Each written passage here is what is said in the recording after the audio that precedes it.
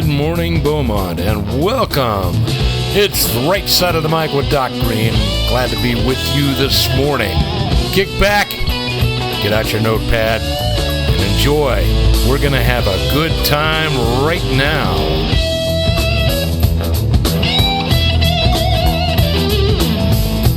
You have a choice, and you chose Freedom 1300. Well, we'll get right to it. Donald Trump made it very clear that he is not going to give Vice President Cammie a chance to recover the ground she lost with voters. When a prize fighter loses a match, the first words out of his mouth are always, "I want a rematch." Well, polls clearly show that Donald Trump won against comrade Kamala Harris, and the Democrats' radical left candidate on Tuesday night, she immediately called for a second debate, but Trump posted on Truth Social, "She and Crooked Joe have destroyed our country. Millions of criminals and mentally deranged people pouring into the United States completely unchecked and unvetted, with inflation bankrupting our middle class. Everyone knows this and all the other problems caused by Cammie and Joe. It's been discussed in great detail during the first debate that I had with Joe and the second debate with Comrade Harris." Trump noticed that Harris did not appear at the proposed debate that Fox News sought to host. I believe that he just did that one with Hannity. She was a complete no-show. NBC and CBS, Kamala should focus on what she should have done during the last almost 4-year period, and for this reason there will be no third debate. Even before the debate performance, Democrat Andrea Pazer wrote an op-ed in the New York Post noticing that when Harris speaks, Pazer cringes. During her kiss-up interview Thursday with CNN, Harris consistently flip-flopped on what she called her core values: the environment, the border, healthcare, crippling inflation, in a craven bid for middle American votes. She even threw Israel under the bus, Pazer wrote. I should go on to mention that was a 60-minute interview, and they edited it down to 18 minutes. And the 18 minutes that were left were so horrible as to, in my opinion, condemn her run for the presidency. How bad was the other 40 minutes? Just asking for a friend. The performance... Getting back to Miss Pazer, the performance was so brutally and blatantly bad, it showed such a win-at-all-cost mentality that it left me gasping. I wondered how else she would immorally shapeshift in pursuit of the prize. Does she even believe anything in herself? Meanwhile, the Post, Miranda Devine sounded off in a column about the many faces of Kamala Harris that appeared during the debate. If you switched off the sound for the ABC debate Tuesday and just watched the images, you would come away with a deep distaste for the haughty flibbertigibbet who kept making faces while Trump was speaking. Yeah. Harris's split-screen pantomime made her unserious and unlikable, and clearly designed for some sort of viral brat girl moments on social media. Her juvenile campaign staff imagines that those were vote winners, but they weren't. And indeed, far from being a masterstroke, Harris's many faces only reinforced the fatal authenticity of the rest of her debate performance, which was a string of memorized set pieces with little relevance to the question that was being asked and delivered in an odd staccato. Devine said that when Harris was speaking, it was the epitome of phoniness. So, while Trump was speaking and Harris knew her face was alongside his on split screen, she would flash through a dozen different personas in 60 seconds like an over-medicated Sybil, if any of you saw that movie. She wrote, adding that to any normal viewer, her Marcel Marceau shtick was puerile, distracting, and very fake. All of this for a candidate whose true self remains well hidden. Harris's 1,000 fake faces only added to the confusion that the voters feel about her. The thing is, the reason she dropped in the polls after the debate is because there were a lot of people that were undecided, but she did not reveal anything new about herself that could be useful. It was the same old platitudes. So, Donald Trump, in my opinion, is very wise not to worry about going to a third debate, even if it was done by someone that might be more neutral. I think Donald Trump's got it in the bag.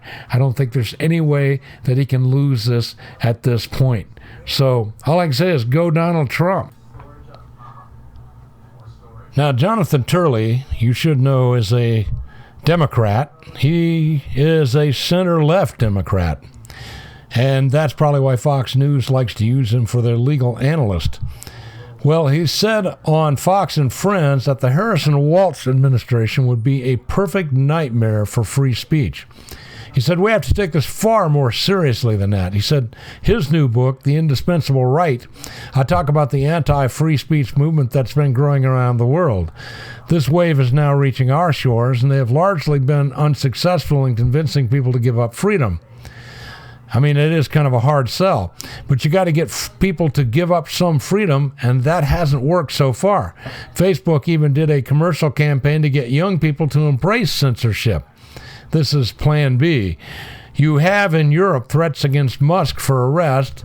They've already arrested another CEO of the Telegram platform. And it's really Brazil that I think many in the anti-free speech movement are watching carefully, because if Brazil can succeed in completely banning Twitter from the entire country, it will be replicated. So he said many hold the view, from what we've just heard about Vice President Harris, they view speech as a privilege, like a driver's license, like something that can be rescinded if you're reckless. But this is the ultimate destination for this movement, where if they can't convince people to give up their own freedoms voluntarily and to embrace censorship, then they're going to just start taking the sites offline and prevent people from hearing opposing views. So quite frankly, a Harris-Walsh administration would be a perfect nightmare for free speech. And that, my friends, is something you've got to think about.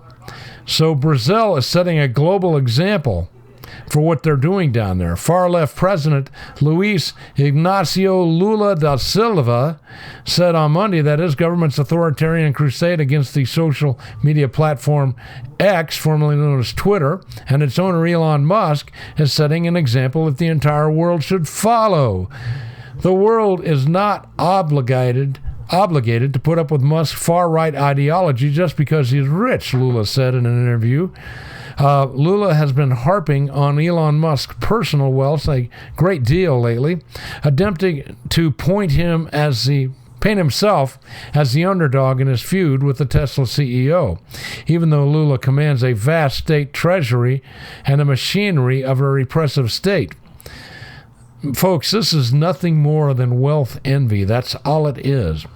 And we have to recognize that most rich people, and Elon Musk in particular, did not get rich by stealing from someone else.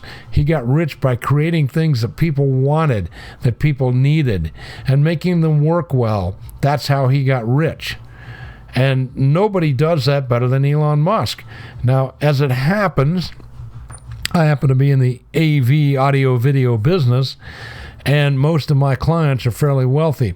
And I can assure you that the vast majority of them just got to where they are by working very, very long hours, putting in hard work, sacrificing.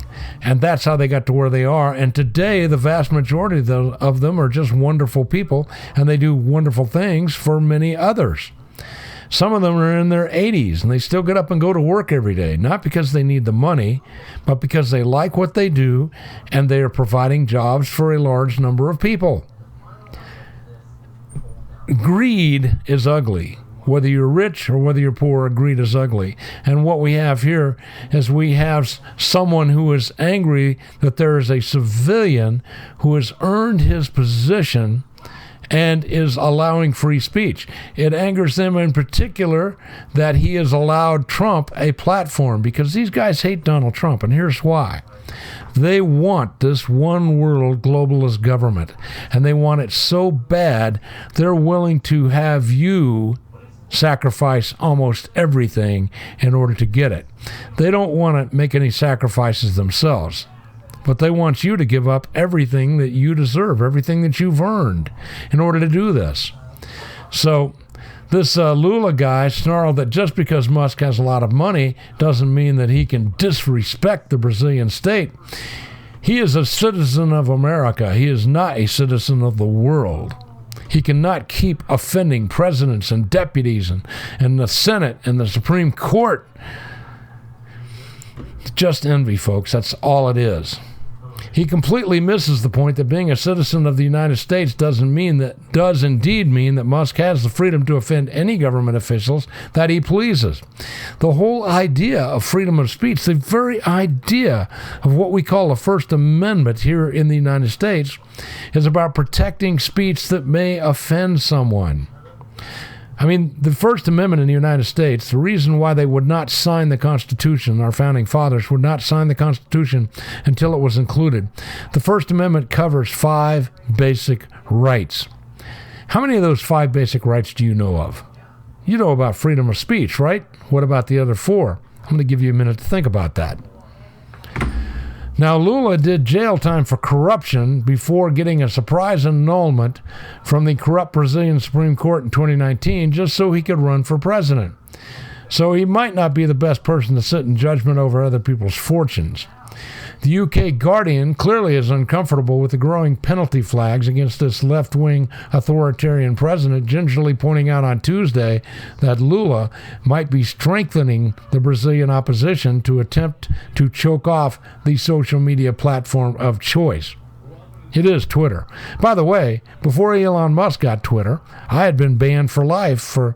Well, I'd shared some inconvenient truths, and they didn't like it, so they banned me for life. And I tried to get back on there, and they sent me an email to my personal email address and said, don't even try.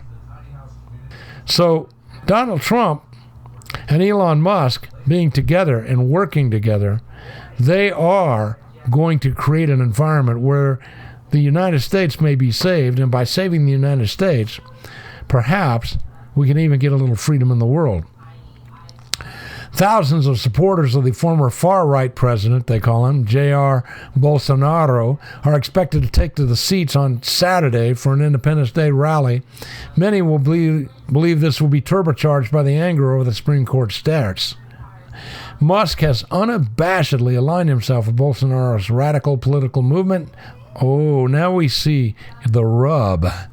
Just as he championed the former president's most important international friend, Donald Trump, ahead of the November U.S. election.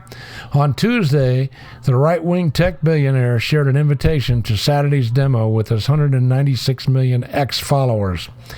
It claimed that Brazilians will turn out to march for freedom, protesting judicial overreach, and defending free speech.